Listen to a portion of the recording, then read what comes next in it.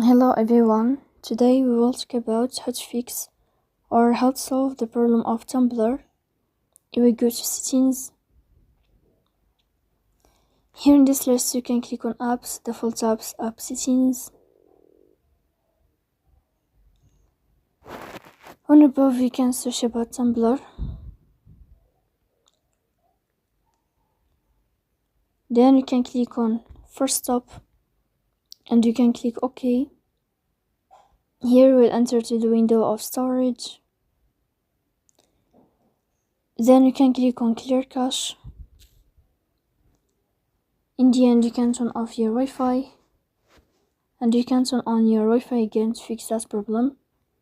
So please don't forget to support us by like and subscribe. See you next time in another video, and thank you for your attention and your watching.